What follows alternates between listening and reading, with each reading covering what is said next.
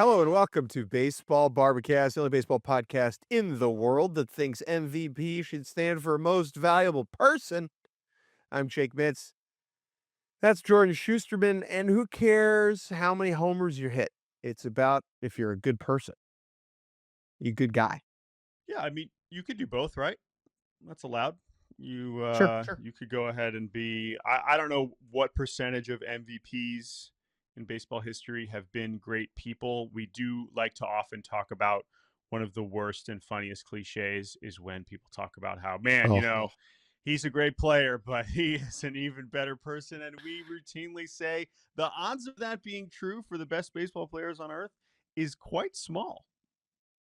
it's improbable, borderline impossible.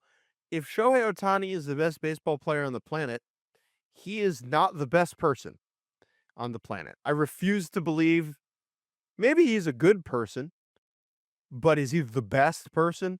None of the players are even better people, or any of the players in the top 0.0000001% of people on the planet. Maybe, but maybe not. On today's episode, we will talk about the most valuable person award in the National League, PCA versus Ohtani.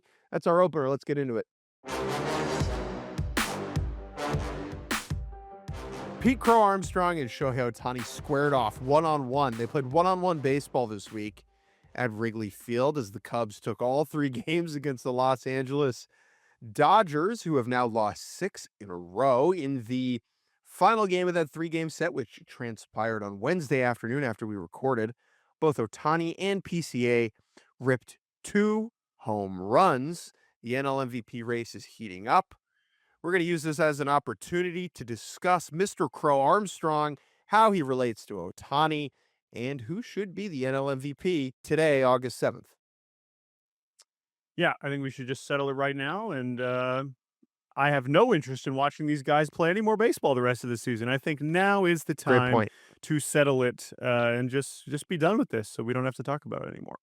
I really want to focus on PCA more than Ohtani. Now, Ohtani will say that Ohtani is there was a little, as always, he has like one bad week, and everyone's like, "Oh no, he's bad at hitting and he can't pitch. This guy sucks now." He's leading the NL in OPS. Let's not worry too much. Sure, his slugging percentage is not over 600 the way that it was last year, but he is still having a marvelous offensive season, and we know what he did on the mound before his knee started hurting. But we'll get back to Ohtani in a second. Let's focus on PCA because the season that he's having, the run that the Cubs are having, what a week for them. Not only sweeping the Dodgers, but then yesterday playing a very strange makeup game against the Blue Jays, in which Alex Bregman hit a dramatic game tying home run, and then PCA stole third, and the throw got away and was the winning run in extra innings. I just think that the season that PCA is having, how much better he has gotten. Because remember, even last year, over the first half of the season, we were Otani. We know Otani was doing his thing, but we were already having pretty similar thoughts about the possibility of PCA at his best being in an MVP conversation someday. Then he just completely falls off a cliff in the second half, and we're like, all right, let's see what he can do this year. And this year, it is not just, okay, now he's doing what he was doing in the first half last year. He is a better baseball player. He is a better hitter. And that is what I'm so impressed about. And what I hope that people are really recognizing, that this is not just a similar hot streak to last year. This guy has improved. This is a different player. It's a different hitter. And this first half of last year felt fluky. It felt like a hot streak. He felt like he was getting the ball in the air a lot, which was a good thing, but the chase and whiff rates felt unsustainable. And when the season tumbled off a cliff after the All-Star game, I wouldn't say people were surprised. This go around, he is straight up, forget his elite defense. He is one of the most productive hitters in the entire sport. Like, he is one of the best hitters in the world right now. His stats as we sit here today: 289, 386, 550 with a 937 OPS, 26 homers, and 29 steals. The most impressive part of his season, and the part that has allowed him to take this leap, is that he has cut his chase rate by 7.5%.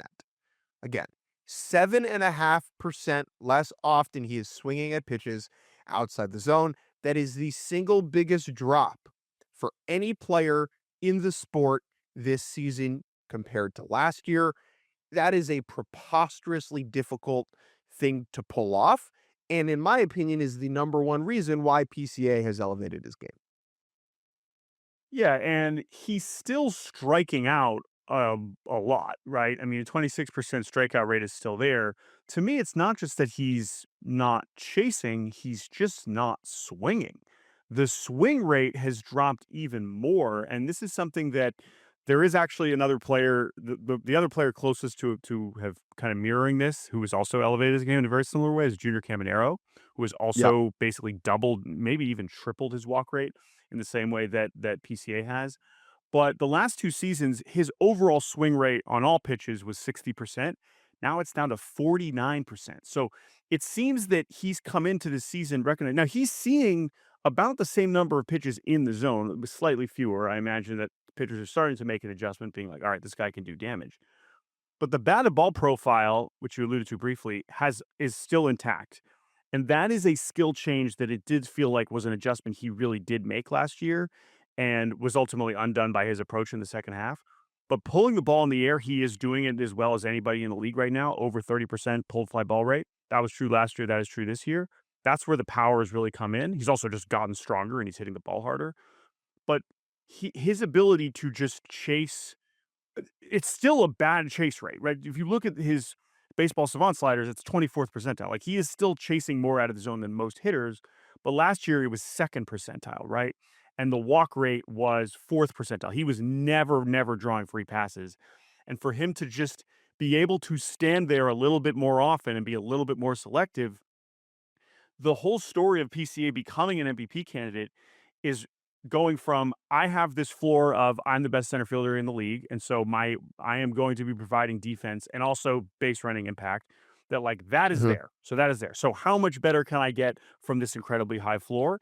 And for him to find strength gains and hit the ball harder, for him to improve his batted ball profile and pull the ball in the air, and now to upgrade his plate discipline, it's no surprise that the dude's tracking for a 10 war season because the floor was already so high.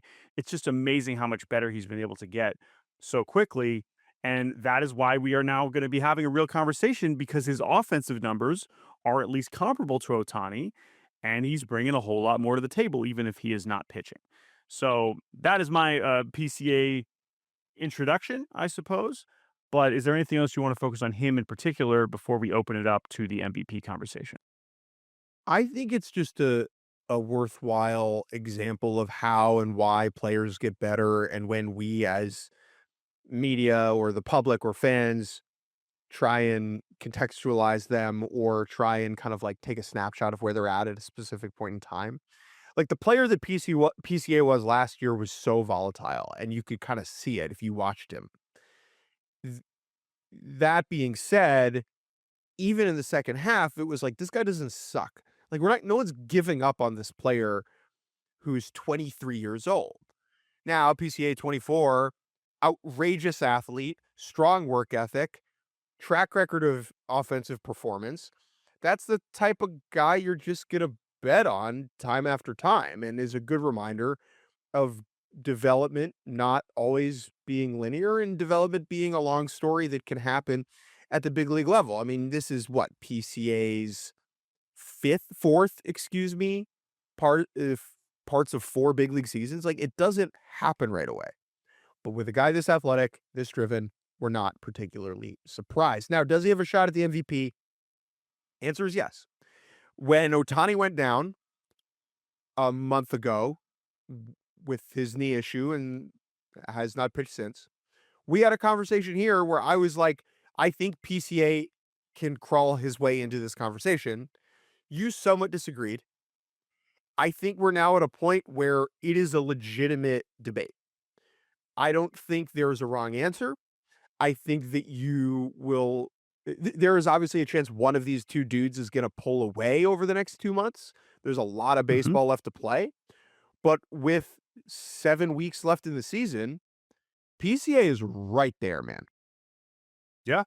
No, I agree. I think that he's put himself in an interesting an interesting position for us to have a genuinely interesting debate, I would say, which is now I think just jumping ahead and assuming that they're going to have similar batting lines at the end of the season, I think that is a little bit too aggressive for now when you consider both players' I offensive agree. track records and the possibility that However, his chase issues still at least lead him to a colder stretch at some point down the stretch. But I agree that it is plausible that they will have comparable batting lines at the end of the year. That is true. and they do right now, and that is what is so striking is how similar they are. Where Mhm. Otani's got a 954, PCA's got a 937. If you go by WRC plus or OPS plus and you do park adjusted stuff, it's almost identical, those numbers.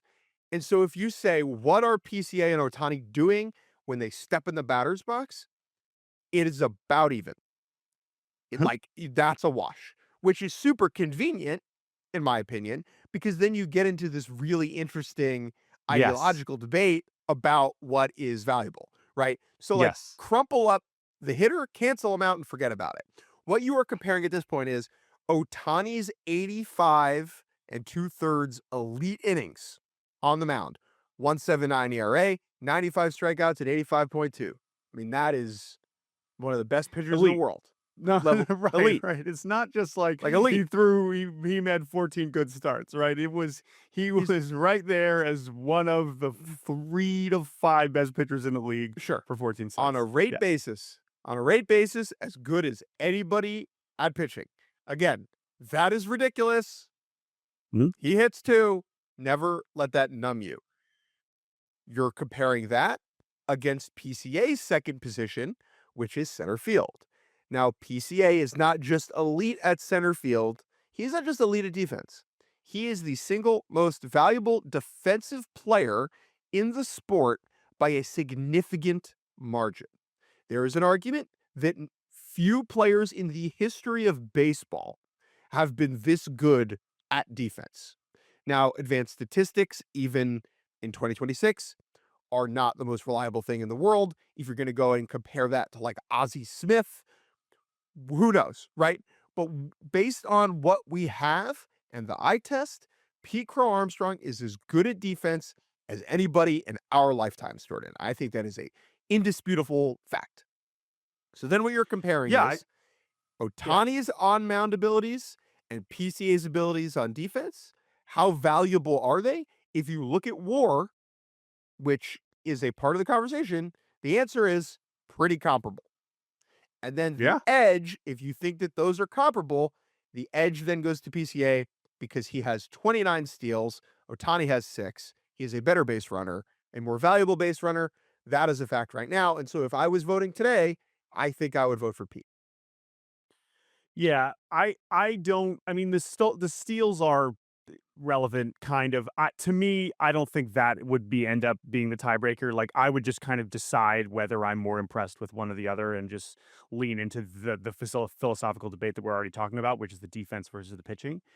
I stand by saying that I am still more impressed by Ohtani for, I think, obvious reasons. I don't think I have to explain that Yeah, because we've had all I kinds of agree.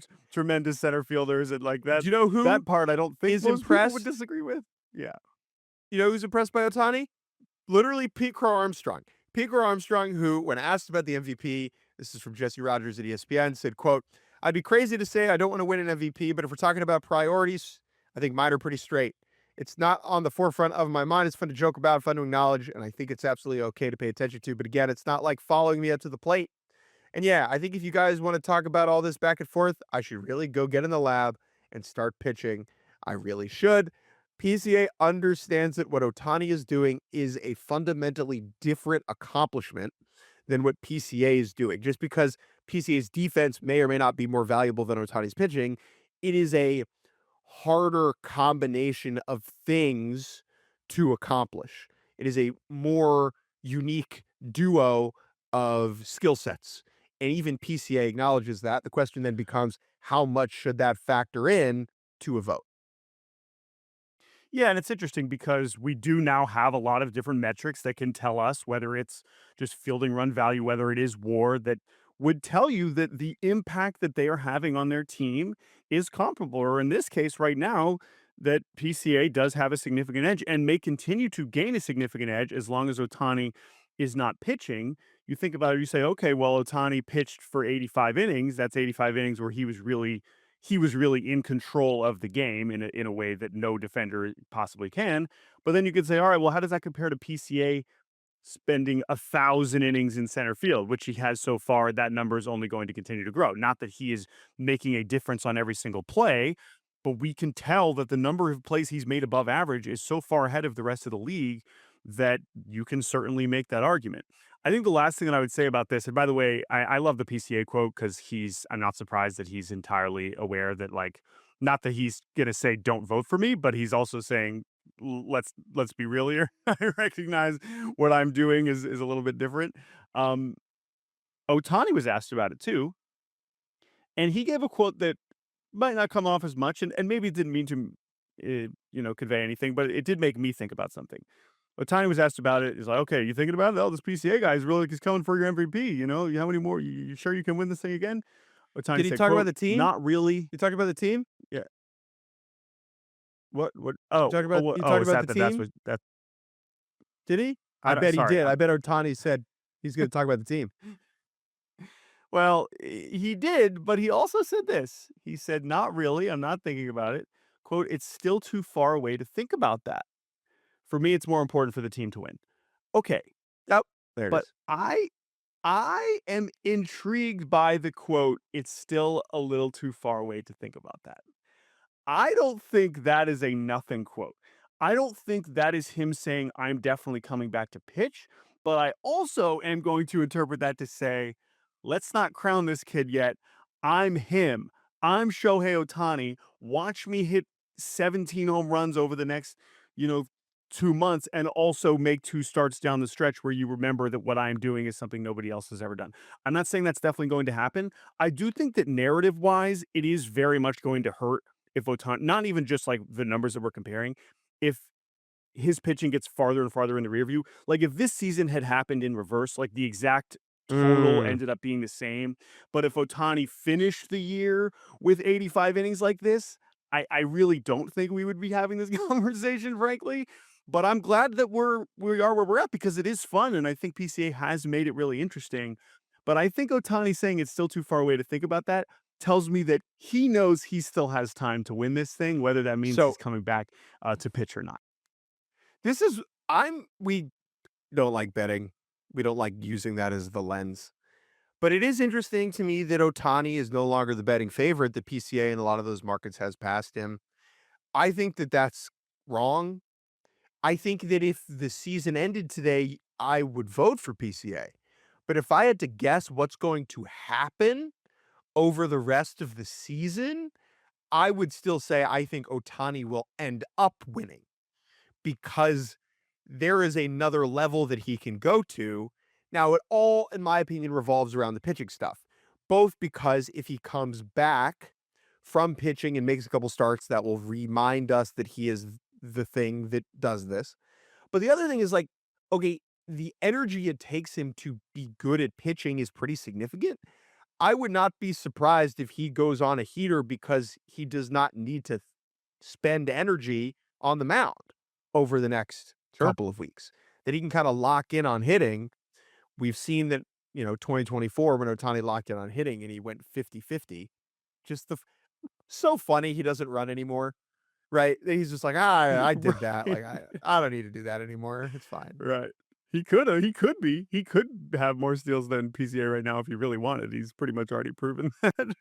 But it's not part of his game this year, and I think he's just going to focus on being the best hitter in the National League, which he has been pretty consistently over the last few years, and he will have the opportunity to do that. Now, it also helps that right now, again, we're zooming in this snapshot right now, and the Dodgers have lost 6 in a row, and they just got swept by the Cubs, and Otani still, we don't know when he's pitching again. So he's, if you want to buy the dip on literally Shohei Ohtani, now would be a pretty good time to do that, I would say.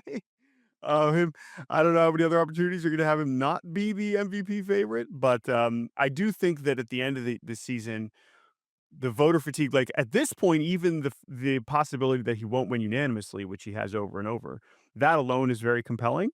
And I do look forward to having more versions of this conversation over the next couple months, which is not always the case with MVP races. But I do think that this is a new flavor, a new genre of MVP discussion, Absolutely.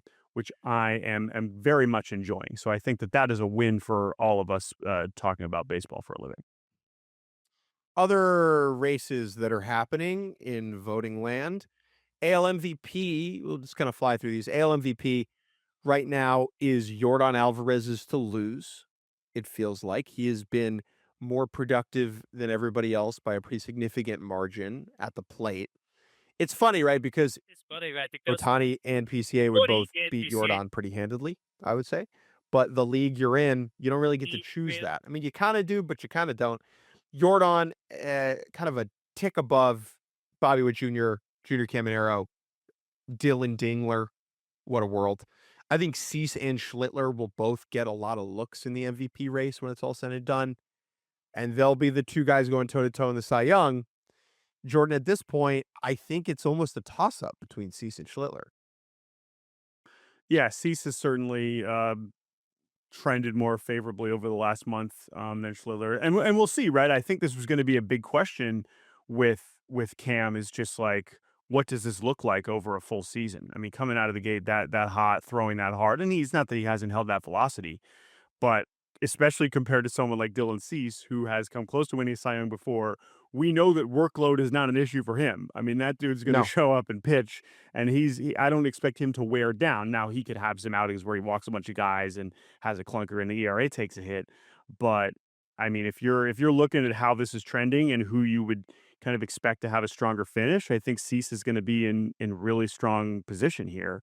Um, as for MVP, I don't think either of them are going to be particularly relevant. And I will also say for AL MVP, if you really had fun with the Cal versus Judge debate last year, you can have an even more niche version of it this year if you want to ride for Dylan Dingler, who is having an unbelievable season and is an incredible defensive catcher, but offensively, Yordan is completely in a league of his own, and I do feel like this feels like the Yordan season that we've all been waiting for, especially after not having him play much last year.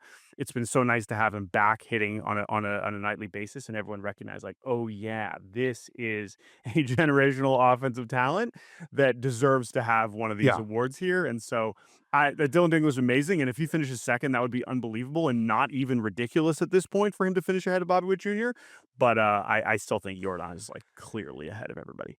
The Yordan thing, it's such a beautiful reminder that the Mount Rushmore of horrifying hitters to face in the sport of like the four people that I believe have a legitimate argument to say they're the best hitter on the planet are Otani, Judge, Juan Soto, and Yordan. Yep, agreed, agreed. Like That is the group. that's it. And then it's like a real it seems ridiculously it's a real drop off, but I kinda do believe it's a real drop off after those 4. Yeah. And I mean, this year, he's at a 194 WRC plus. Second right now among qualified hitters is Wilson Contreras at 158. I don't know, like, what was Judge at before he went down? I don't even think he was sniffing 190, at least this No, year. he I know was he hasn't. Yeah, slightly below because he 151. played through it. Yeah, He was playing through it for like the yeah, last month and he just wasn't hitting it all. So curious if Judge gets yeah. MVP votes.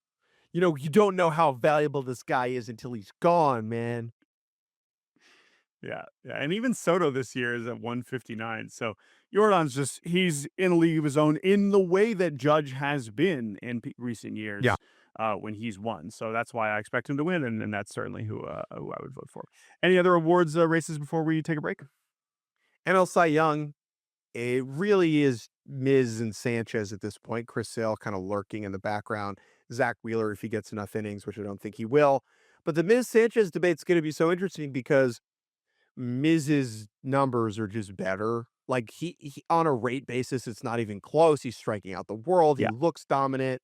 The ERA is microscopic, but there is an innings gap there where I think Sanchez ends up with at least a couple first place votes, sure. especially if the Brewers decide to kind of limit Miz's innings down the stretch, which I don't think the Phillies will or can afford to do with Sanchez. So, like, if Sanchez ends up at 215 and Miz ends up at like 165, it's just going to look a lot like Zach Wheeler versus Corbin Burns 2021.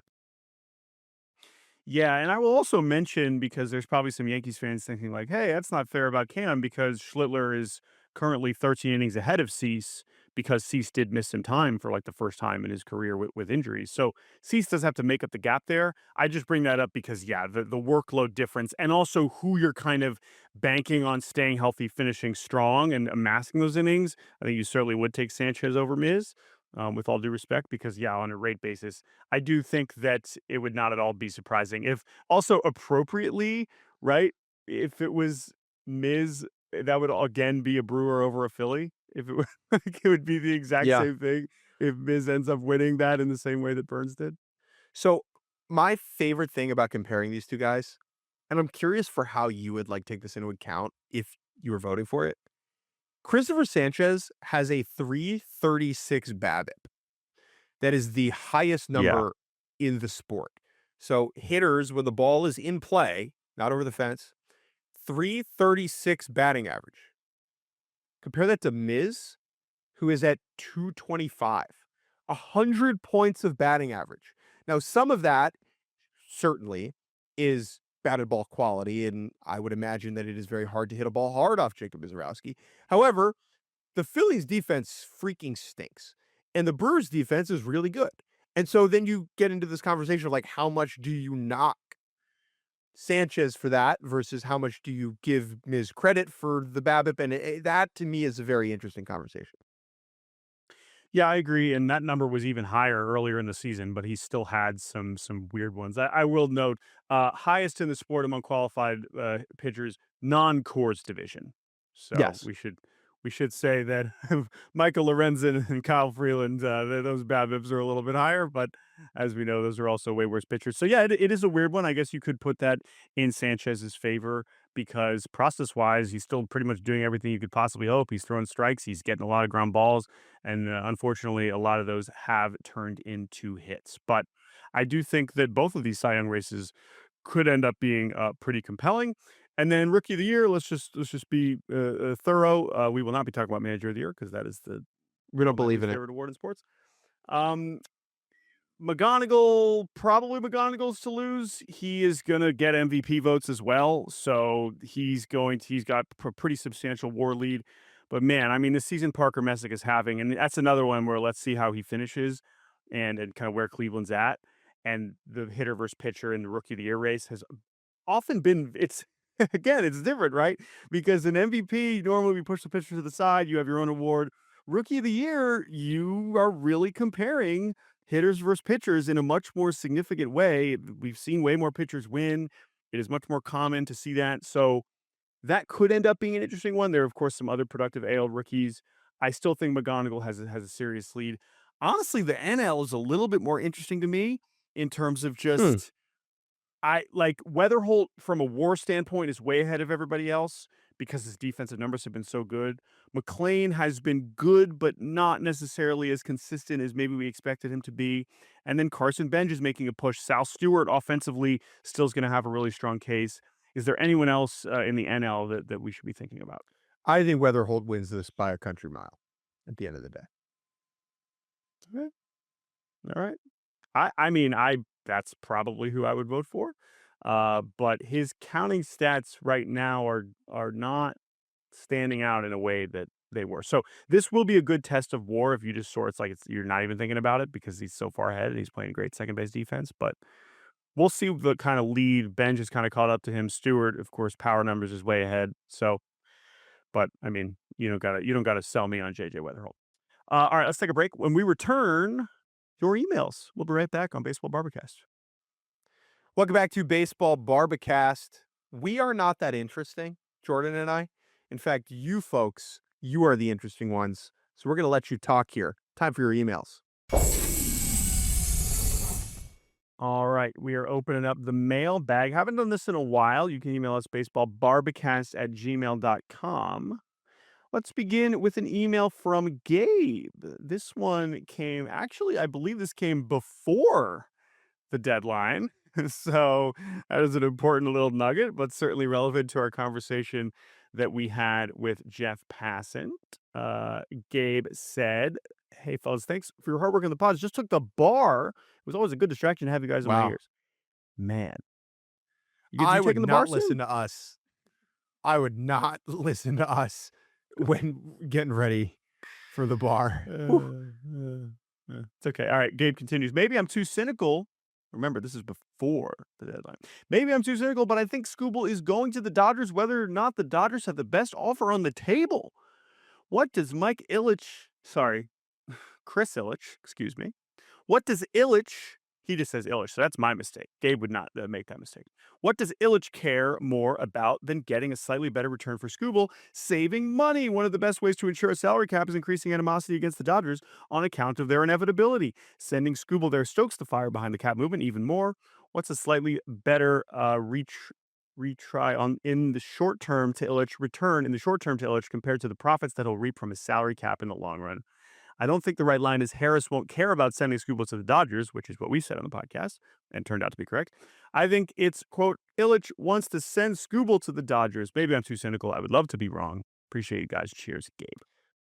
So, Gabe, you were right about the facts, which is that Tarek Skubal is now on the Dodgers.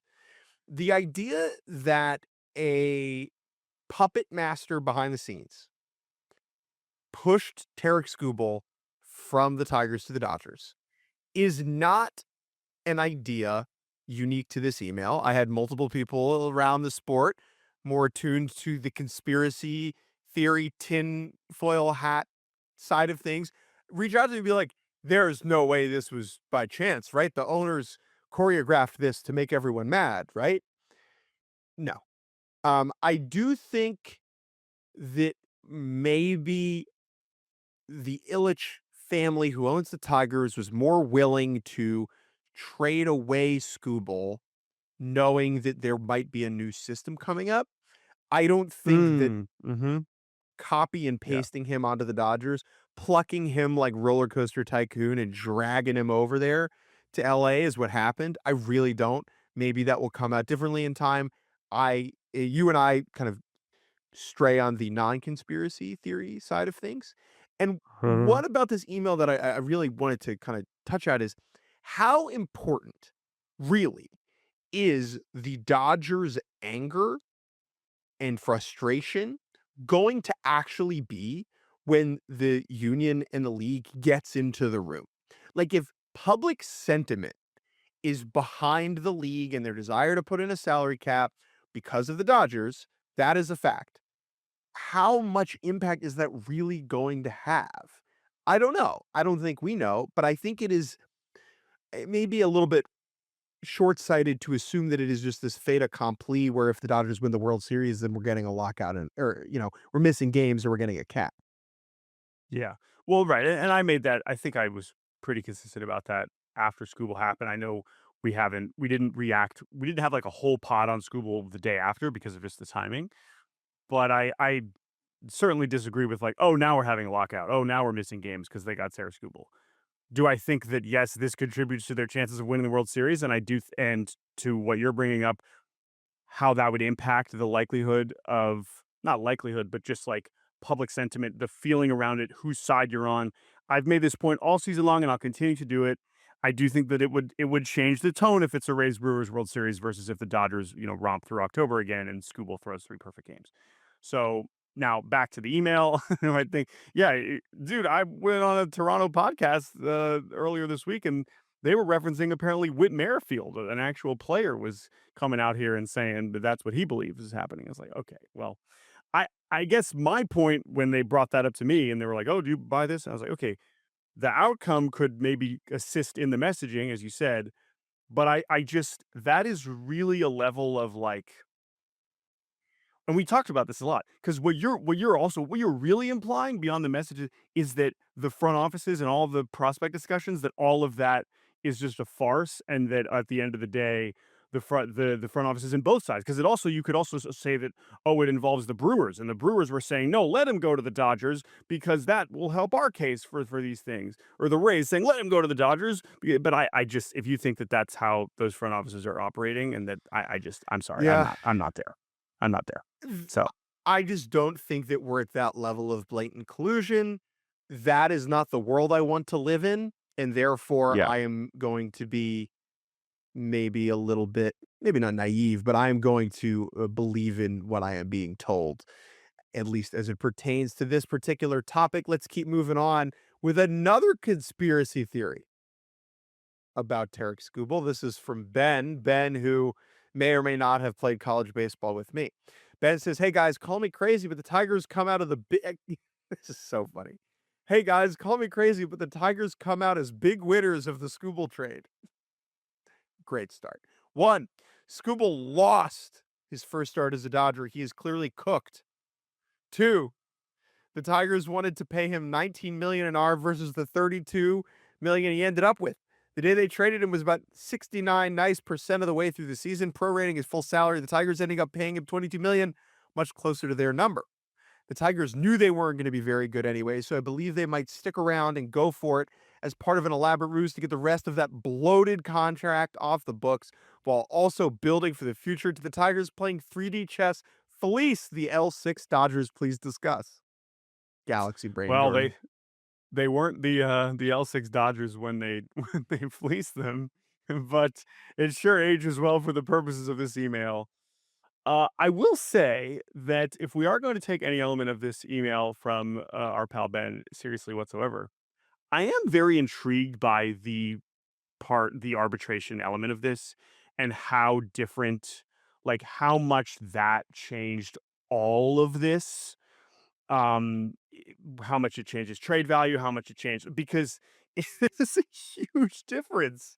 And I almost wonder, how much now I hope that how much more money he was making was not a factor for some of these other teams contemplating acquiring him.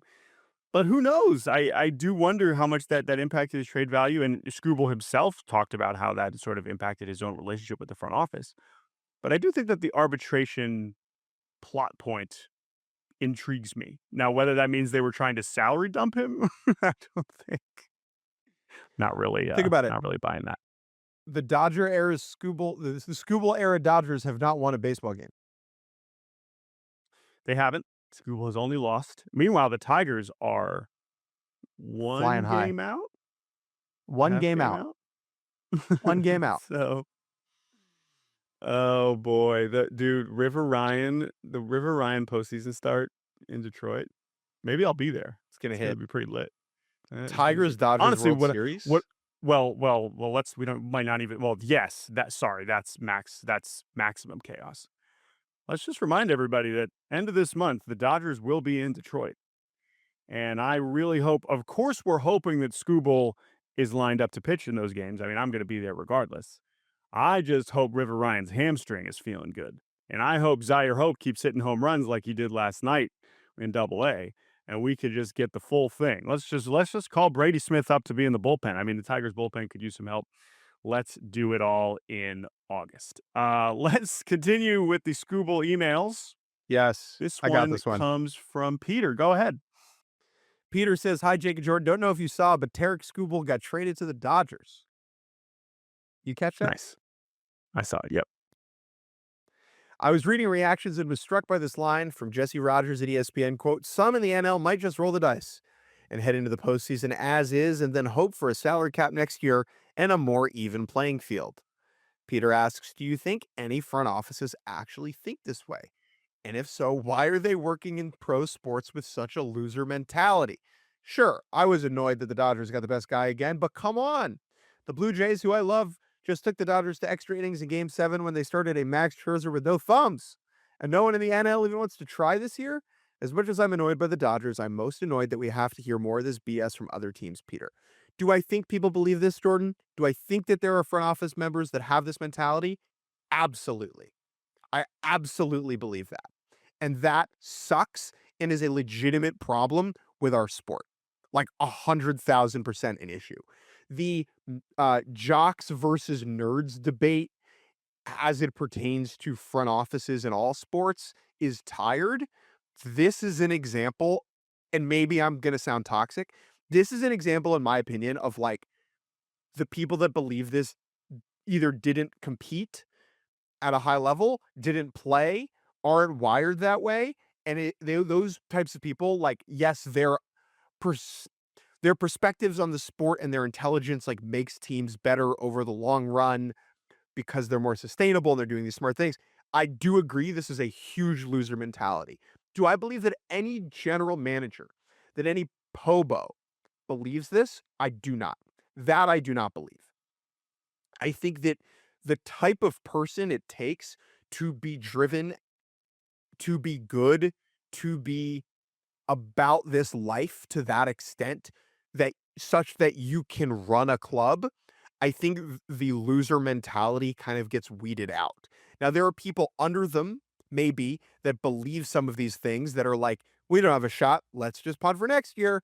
But if you're running a team, you are like so hyper competitive that I would be floored if any top exec actually believed this and acted upon it. Yeah, I think my, like, edit I mean, I'm not, trying to change your Sure. take because you can believe whatever you wanna believe, but to this premise of, "Oh, we don't have a chance, let's just hope we get a salary cap and then it's more fair." I mean, that's a pretty extreme take. To me, I agree. the thing I have been thinking about a lot, though, and I think is maybe more along the lines of what you're getting at, um, and I sort of alluded to this when we talked about Scooble on the trade deadline special, which is that how the Dodgers expect to be in October. So they are solely focused on winning the World Series and essentially doing whatever they need to do to increase their Right. championship probability, right? That they are like the default is we're in October. Now what can we do to make it more likely that we win it all? I do think that that is a contrast to a lot of front offices, as we know, some of whom have admitted publicly, who are solely focused on getting in and seeing what happens. And I think that is also a distinction, and you could say Yeah. that that is exactly why the Brewers and Rays didn't trade for Tarek Skubal, but you could also say that is exactly why the Brewers and Rays should trade for Tarek Skubal because they have accomplished certainly the Brewers, the Rays, we know it's been less consistent recently, but if you just focus on this year and certainly with Milwaukee recently, they have technically already achieved, like the Dodgers, the floor of we are in the postseason. So you would think that that would be a team that would be like, okay, we're there. We've never won the World Series. What can we do to increase the chances that we can now win the World Series? And instead, it seems that the focus still always defaults to we want to make sure that we can continue to be good all the time. And that might mean keeping prospect X, keeping young pitcher X, Sure. because that is the important thing to ensure that we remain, that our floor remains Giving high, ourselves a even if we are, chance every year. even if we are never chasing the ceiling of what the Dodgers are doing, which is just like, all right, if you guys don't want this 5 WAR player or the best closer in the sport or the best free agent available or the best player on the trade market, or we're just going to do that because that's where we're shopping. And if you guys aren't willing to beat these prices, whether it's in free agents or a trade, then that's what we're going for. That's what we're trying. So that's where we give the Dodgers credit. We know there's a lot involved in the other advantages that we've covered at length, and that's not irrelevant. But I think the mentality, which is what we're focused on here, I do think that there's something to that, more so in that respect, in terms of just like let's just get in and see what happens. I think that's the distinction more than Sure. saying we have no But chance. Let's not try. Let's hope that the league makes it easier for us. part of the rise of the nerds is that the nerds are often right in that the Yeah. teams in our sport of Yeah. the last 15 years, this was more of a thing like 5, 10 years ago. The teams that were kind of clinging on to the old world of having like an athlete at the top of the hierarchy, like that kind of got chipped away. Where like Yeah. being hyper aggressive and emotional is actually often a detriment. If you're that's Yep. a different skill set. And so I'm trying to hold both of these things in my head just to answer that question. Do some front offices have a loser mentality? I would say that there are some people in some front offices that have some aspects of what you might call a loser mentality. Yes. Am I I hedging agree. there 100,000%? You are onto something. I think it operates a little differently than how you posed it, Peter, in terms of like the salary cap as this savior. I don't think that teams think about it that way. I really like front offices. In talking to people in front offices about the upcoming labor situation, the overwhelming sentiment that I've gotten is I don't care what the new structure is. once they put the new CBA on my desk on March 14th or April 8th or whatever, I will read it, I will learn it, and I will do my best to win under it. And I do, maybe owners want the cap. Obviously, they do. Owners want the cap. I Not don't think maybe. GMs, not maybe, perhaps. I don't think that Yeah. Pobos, like, I don't think Eric Neander, who Yes, runs I the agree. Rays, is I sitting at his agree. desk, twiddling his thumbs, looking at his watch, and being like, ooh, can't wait for the cap. Like, that's not how, like I said, the top Totally. dogs operate. The top dogs that run these teams don't think about the sport that way. Two more emails before we get out of here. Danielle, with a very long, passionate email about the Washington Nationals. I'm going to do my best to summarize this. Hi, Jake and Jordan. Huge fan of you guys for a long time and through many different iterations. Shouts out to DAZN. I don't know about that. Oof. I wanted to share T some thoughts that I have about the Washington Nationals deadline activities and how I feel a little bit unmoored and maybe a little bit crazy right now. First off, I think the Nats should have tried to go for the third wild card, and they should have done the Pirates' approach of just acquiring a bunch of relievers and hoping that some of them are an upgrade from what they currently have. I would have chopped off my own arm for Luke Weaver to be the closer. Danielle, I appreciate the passion. Great example of why emotion is maybe not always the best thing when running a baseball team, as the Nats have lost quite a number of ball games recently and are now 5.5 back in the picture. Is that because they've traded away Curtis Mead and all these other players? Maybe, perhaps. I think, Jordan, you and I agree that the Nats, as constructed, not good enough to make the playoffs. Danielle continues. I think most of my frustration with the Nats is rooted in the previous regime, but we are currently staring down 7 years of no postseason baseball and general irrelevancy in the larger baseball world. I'm happy about the improvements to Boney and the new front office have made, but I know that the starting point was pretty bleak. I want someone to genuinely answer me why I should care. The Nats traded away 3 of their top 5 players at the deadline, maybe even came close to trading a fourth. We are objectively a worse team than we were 2 weeks ago. I am sick and tired of being a feeder team every year at the deadline. I keep getting a nagging feeling in my brain that CJ Abrams and James Wood will never take a postseason at bat for the Washington Nationals. I can only take so many years of this, and everyone is telling me to be patient, and that's making me feel insane. Why should I accept mediocrity year after year? Why should I go to games? Why should I ever buy a jersey for a player again? Will Taboni ever convince owner Mark Lerner to spend $1 on a free agent? Like, legitimately, what am I doing? Not really sure what I was going for in all of this, but wanted to share my thoughts with you guys and let you know how I'm feeling, Danielle. Danielle, I apologize for summarizing slightly. Time is of the essence. This sentiment, to me, is so much more powerful than the Dodgers are ruining the sport. And I think that it is unique to certain fan bases and certain teams. The notion that the league has tried to push that small market teams cannot extend their superstars is such a farce and so un moored from reality. Connor Griffin, JJ Weatherholt, Julio Rodriguez, like Jackson Churio, if you are aggressive and you spend the money on a player at the right time, you can extend superstars. Samuel Basayo in Baltimore. I know that there are examples of players that leave. The number of players that are sticking around now is bigger than it has ever been. Bobby Witt Jr. in Kansas City. As a result, free agent classes have gotten very weak. We will start to see that as the best players in the sport are under these long-term contracts. The Nats feel to me like a bit of a unique case because this franchise has had some of the best players in the world. Juan Soto, Bryce Harper, Trey Turner, Max Scherzer, slightly different category. Steven Strasburg, slightly different category. Anthony Rendon. And none of those elite players starred in their 30s for the Nats. I guess Scherzer was a free agent acquisition, different case. But of all the homegrown stars, really it's Turner, Soto, Rendon, and Harper. Like, that is legitimate fan trauma that should cloud your perspective on James Wood and CJ Abrams.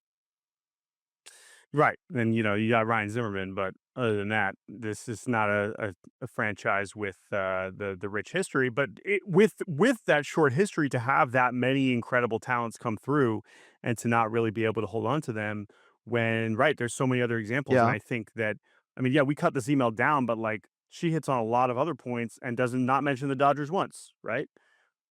She also talks about the uncertainty of next year and how that is dispiriting, especially considering the state of the organization and just like the state of the competitive window for them.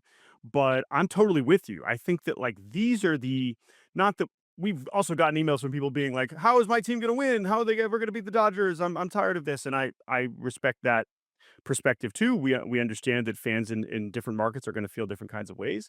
But I agree with you that to her point, what am I? What is the point of? And this is related to the Adley Rushman thing. The same thing where it's like, Yeah. okay, if we're going to lose a billion games and draft Adley Rushman better be here when we do something successful, interesting, relevant, whether he extends long term, let's accomplish something with him. Same thing. If you're going to trade Juan Soto, you kind of nailed it. But what are you going to do with James Wood and You nailed CJ it. Abrams right here? For what? For what? For what? Exactly. And Mackenzie Gore's already gone. Okay, you're going to say, well, look what Gavin Fean is, right? Like, okay, sure. There's some truth to some of that. And if they trade CJ Abrams in front office speak, you can keep pushing it and be like, this is still about the Soto trade. But it's at some point we need to tangibly grasp onto Right. something, and that is these And players in your team's uniforms winning baseball games. And as Taboni defender number one, I don't think that that is on his shoulders yet. I think it would have been short-sighted to try and make this particular team into a contender at the deadline. I do not think that this Nats team is good enough to make the playoffs or make noise in the playoffs. I think that is a fact. I understand that there is an element of the fan base that wants just to see someone put the chips in. Guess what? That just wasn't really ever going to happen under Taboni. This all falls on Lerner. It falls on ownership Yeah. to spend the money to extend Abrams or Wood. Once that happens, they will get a lot more leash. Those players are worth it, and I am also skeptical it will happen. It is the number one biggest question facing this franchise in the next 3 years. It's not even close. Yeah, I agree. And that is where the Taboni conversation is hard because of the timing. And who am I to tell Danielle? Like, she's right. It has been a long time of being bad and not relevant. And Taboni's only been there for not even a year, but even though I agree with a lot of his decision making so far, he does still harbor that burden to a degree. But I think you're totally right in still centering it on ownership and those larger decisions that are probably above his head. And I think the fact that he didn't trade CJ Abrams is one, a testament to what this organization has already accomplished this season.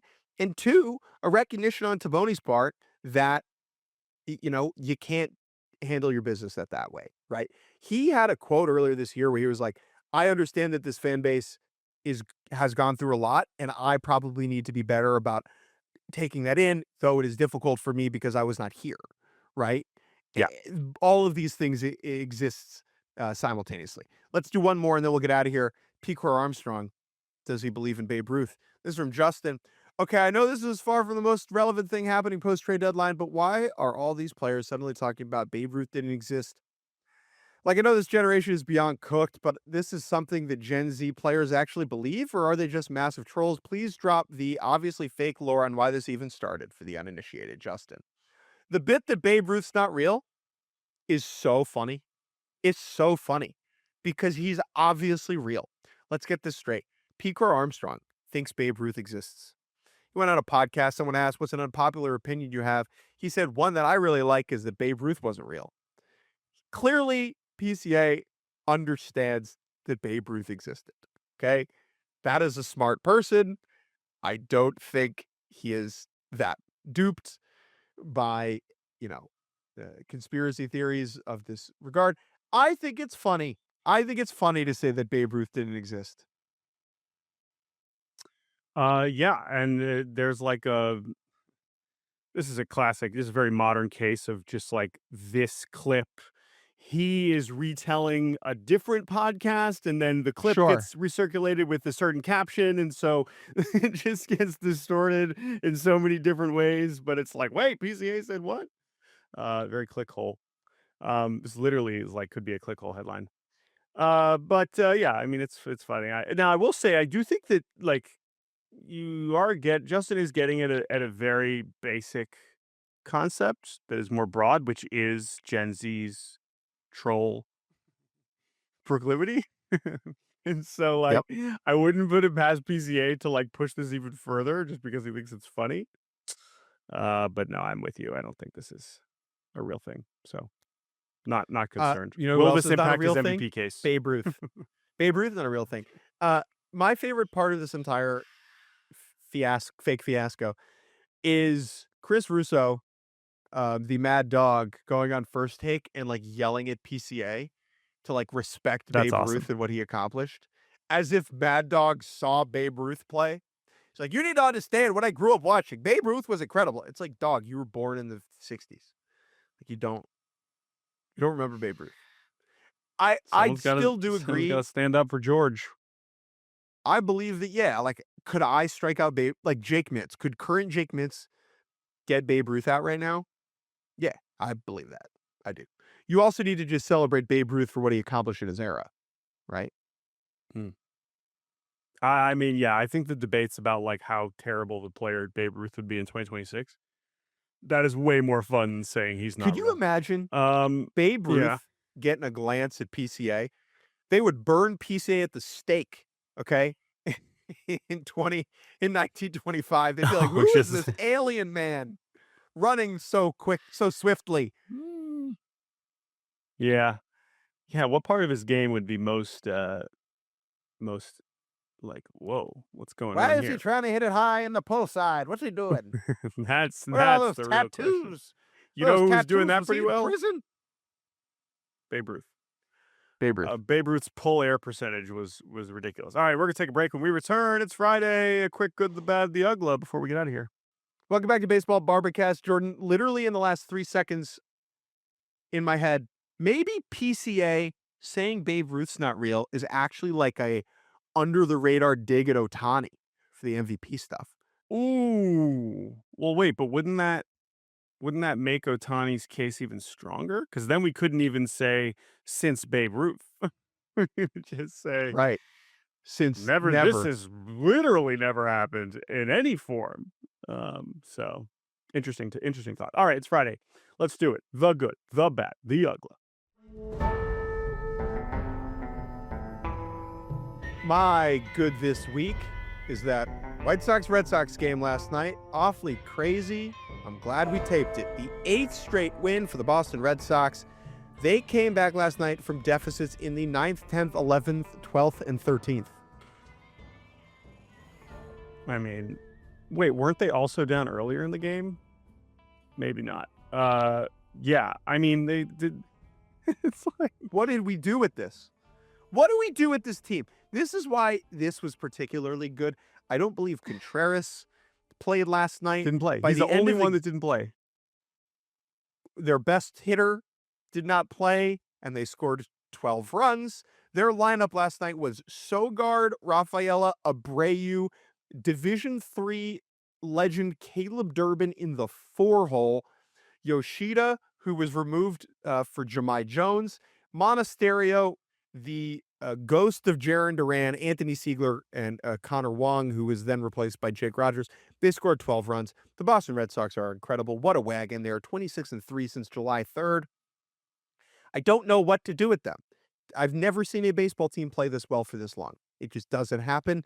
Are they peaking too early? We're thinking about. Don't care. Last night was just the epitome of a great regular season ball game. And I'm glad I was locked in basically from the 5th inning on. Yeah, I think I tuned in the 10th and still got a whole lot of baseball. So that was really something. And you although here's the take, ready for this? I actually came out of that game like feeling better about the White Sox.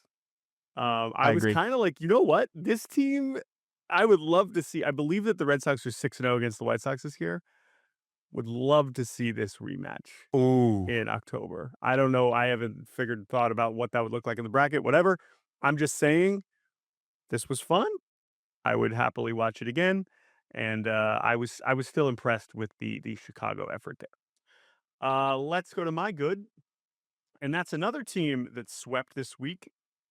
I'm sorry, am I reading this right? The New York Mets completed their first road sweep of the season here in Cleveland, Ohio, where I was in the building for the first couple of these. The second game of this series was certainly in the running for craziest game of the week until the White Sox, Red Sox said, "All right, that was nice. Watch this." But what an absurd ball game we had on Wednesday. I won't go through all of the major hits there, but the one that you certainly saw was Jeffrey Yahn making his major league debut. And the fact that I was in the building for this was a kind of a surreal moment. The fact when once they called him up after they made all the trades, they empty out their bullpen at the deadline, and it's like, oh my God, Jeffrey Yahn, he's striking out 45% of AAA hitters. He's going to come up. I mean, this guy got on our radar 3 years ago, 4 years ago when Tell he was people in the why. Marlins system. Well, I think Tell by them now why people have he's probably what's the noticed, bit? seen the clip. Jeffrey Yahn, uh, He jumps. once he got this is someone who was in the Angel system like 10 years ago, gets released, is out of baseball. He's living in He's Arizona. working He's in working roofing. on he's roofing, he's delivering refrigerators, he's doing food delivery, he's doing all these things. And on the side, he's playing like rec league in Arizona, and he just keeps his dream alive. He's got one heck of a left arm. The Marlins sign him in 21. At some point during his Marlins stint, he develops this celebration where when he strikes anybody out, doesn't even need to end the inning. He leaps in the air. He lands in essentially a near splits and kind of gives it some spice on the back end of the leap towards the heavens. It's one of the most incredible celebrations we've ever seen. He does it all the time. He does it every strikeout. Does not matter what the situation is, what the score is, what the who's on base, all these things. He then does it in the Dominican Winter League. He gets released. He goes to Japan. He goes signs with the Rockies. He's in AAA with the Rockies for like all of 2024, or sorry, all of last year. He was with the Rockies in AAA. Never gets called up. The Mets sign him in February, and the velo ticked up even more. He was like 97, 98 with Miami. Now he is just cruising at 100 with a ridiculous slider. His command is obviously not very good, but this is some of the best left-handed stuff in the world. And I just can't believe I was there to watch this. It It was so cool. And then to just watch him be in the clubhouse before his debut, after his debut, smiling as much as anyone you'll ever see in a major league clubhouse when you consider his journey. He's 29 years old. And now just to think about like the fact that because he is throwing 100, is this the beginning of the Jeffrey Yahn story? I mean, it's absurd to say that, but it's just like there is a real opportunity here for him to be an impact major league reliever, and I'm just so fascinated I mean, sure. it's already an amazing story, but I just can't wait to see what happens next. He's also a wonderful litmus test for what type of fan you are. Like, if you see him Oh yeah, jumping on the mound and you get angry, like, I wish you the best. I understand, like, there's an element of this that's, like, feels goofy and feels banana ball-y, especially on a crappy Mets team where it's like, yeah, you were but supposed to win yeah, 93 games and now you've brought this circus act into the proceedings. I understand that. However, just enjoy this. It's ridiculous. It's yes, hilarious. He is jumping so high. This is not a little leap. He is getting in the air, okay? Who cares if it matters or not? Who cares if he gets clobbered? If he gets clobbered and looks stupid, that's funny too. So all I have right. to say is, like, just I would encourage people to view this with like a joyous lens. Now, I- frustrated Mets fans, I get it, but for everyone else, like, just like it. I agree. Everything you said, totally with you. I will also say that yes, none of this excuses the Mets season that they have had that resulted in trading away their whole pitching staff. But I wrote, you can read just my check-in with the Mets, like, not that Jeffrey Yahn is gonna make them all, but, like, they are now gonna be playing for the rest of the season with and I'm not just saying this because they just swept Cleveland, like, you could already sense this once the deadline was behind them. That had just been Yeah. following them around for the last month. They were all just this trudge towards the inevitable of everyone's about to get traded. This was a failure of a season. And now I think they're just going to have a good time because they still have a lot of good players. They've got young players like Benjamin Ewing. They've got players like Bichette and Polanco and Lindor who are trying to at least show that they can still be good major leaguers. Some of these players are trying to prove that they belong in the Mets next year. Some of them are trying to prove that they belong in the big leagues at all. And then Jeffrey Yahn is just having a damn good time through it and He's could be a jumping. real part of their bullpen next year. So I do think that this team has now I will say it is important that they don't win too many games because of the draft ramifications of that. But we'll move that to the side for now and just say that I think that this Mets team is truly going. And by the way, that's a real thing that Mets are going to have to think about. But I do think that this team is going to be totally fine for the rest of the season. Their pitching staff is going to have nights where it does not go well, but I do think that they're actually going to be completely reasonable. They're going to play big time spoiler with the Phillies, with the Braves, with the Subway Series in the middle of September. I do think the Mets are going to have fun ruining some other team's seasons. I really think that is going to happen. The Orioles go there in September, which means we get Pete Alonso crying. It's going to be an interesting last couple of months for the New York Mets. My bad this week has nothing to do with the Mets. Let's scoot on out to the San Francisco Giants. Harrison Bader's not playing because he ran a scooter into the back of a fire truck and it ran over his foot like an idiot. The Giants are making fun of him, which is so funny. Daniel Susak hit a double this week and did the scooter celebration. What is the scooter So celebration? He kind of like revved his held his hands up and like kicked his foot back. And Jordan, the reason this is bad is that I, I don't know, man. I don't know. we haven't even talked about the fact that, because this news came out right after we talked about it the first time, that the Giants are like trying to not pay him. I think you like referred to it when we first had the conversation that this is something that could maybe, Yeah. result in his salary being withheld. But I not that I didn't take that totally seriously, but it sounds like the Giants are truly trying to not pay Harrison Bader, at least this season. Which is, amidst all these other disasters. So I don't know. I think this is bad too. It is funny. I appreciate it. Does this indicate that they don't think that they're just making fun of Harrison Bader and we were never going to see him on the Giants again? Like, what, or is they're just trying to make light of a miserable situation? I just don't know. I don't know either because I don't think like Harrison Bader is on the road with them. It's not as if they've gotten the chance No, to like no banter about this way. with him. If I'm Harrison Bader, this is not funny. So for Right. me, it is funny that they think it's funny now. It's a little bit hashtag too soon.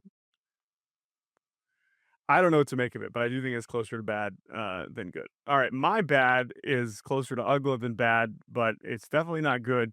Kevin Gausman's on the Cubs now, and the Cubs played the Blue Jays yesterday. Kevin Gausman was maybe going to start that game, and then he got pushed back, maybe because he didn't want to pitch against them. He gave an interesting quote, being like, "Yeah, it would have been nice. Like that would have been a lot." Which is, I was like, "Yeah, Kevin Gausman, real emotional attachment to Toronto." He also gave this quote. He was on the Cubs broadcast, and this is both very funny and very unfortunate. He said he was talking about the transition and his family getting adjusted to being on the Cubs. And Kevin Gausman said this quote, it's funny. My 5-year-old, after the first game here, where the Cubs blew out the Dodgers, was kind of poking me a little bit and said, I like the Cubs. They can beat the Dodgers. It was kind of a stab in the heart a little bit because right after she said the Blue Jays couldn't.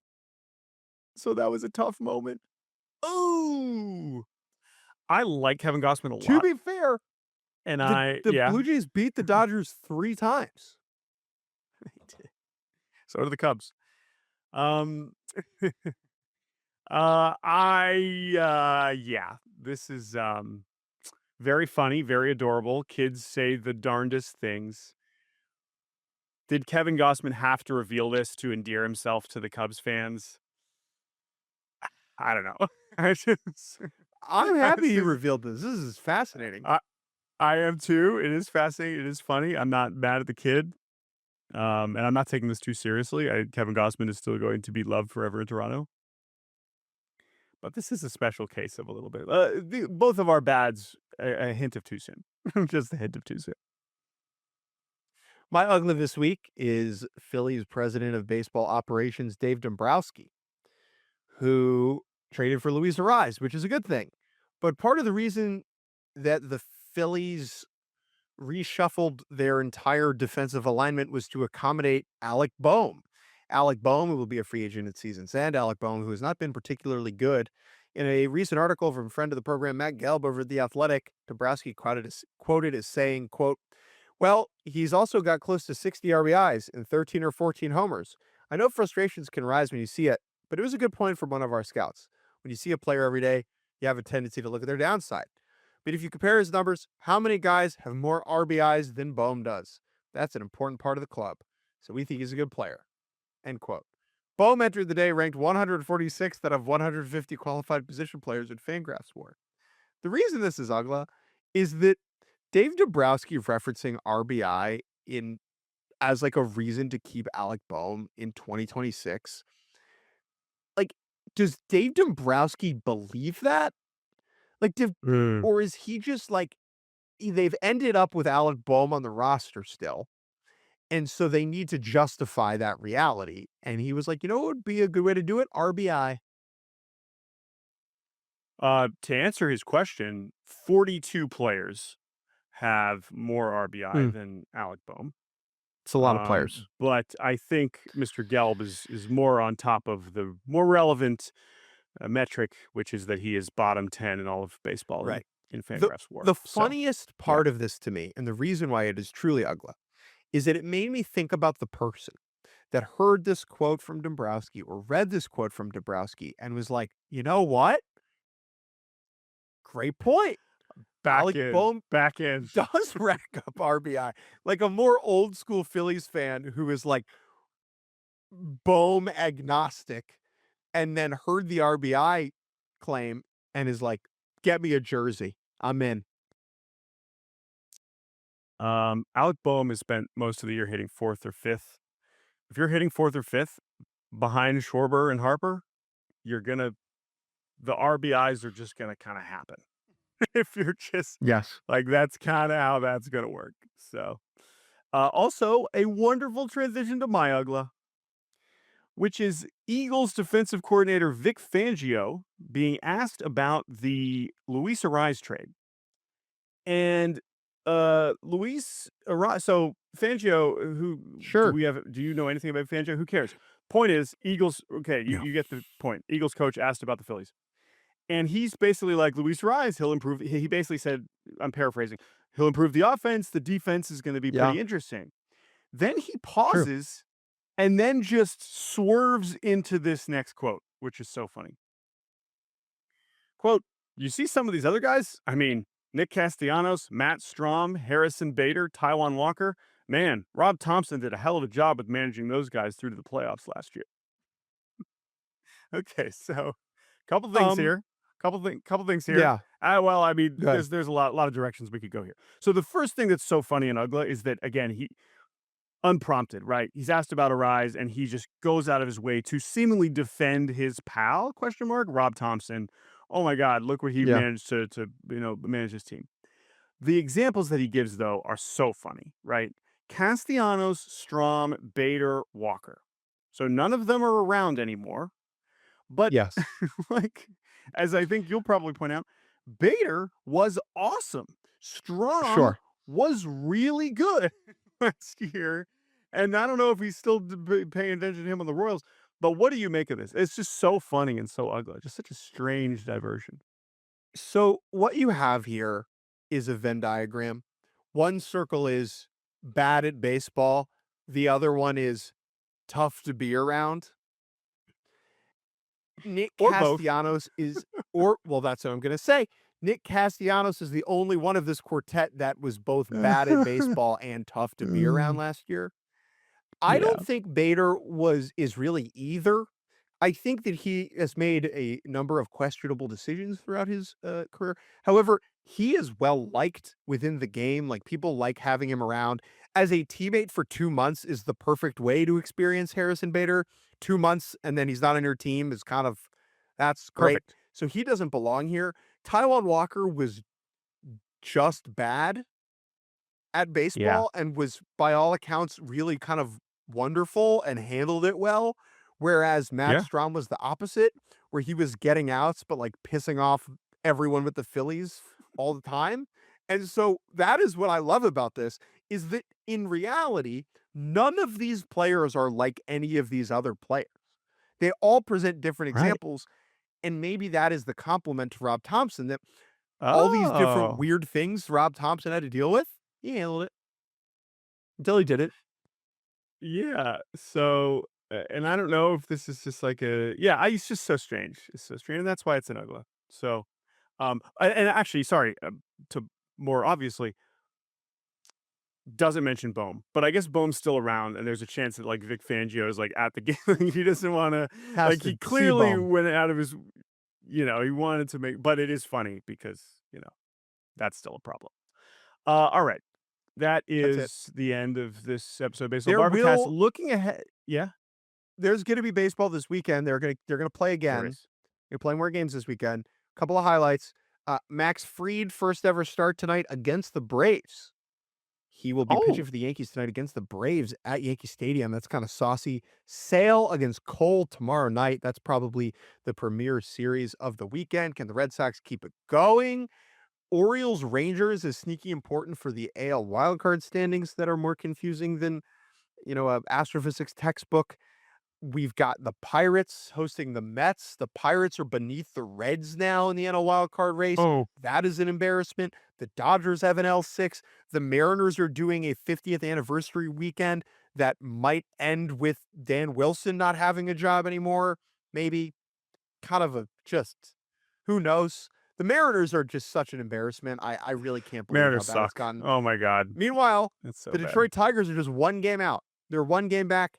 It's going to be a great weekend of ball. Jordan, what are you going to be locked into? And the Mariners are 1.5 games back, so it's not like they're dead. They just look dead most of the time. I mean, Cleveland and Chicago, the Guardians also had a terrible week, getting swept by the Mets. If they sweep the White Sox, they'll be back in first place. So anything is possible in the American League. If you want to go check out some ball this weekend, make sure you use the Game Time app. Go watch some baseball. I will be at a wedding tomorrow, so I will not be watching any baseball in person, but maybe one of these games will catch my attention during the reception. Congratulations, Jack and Shelby.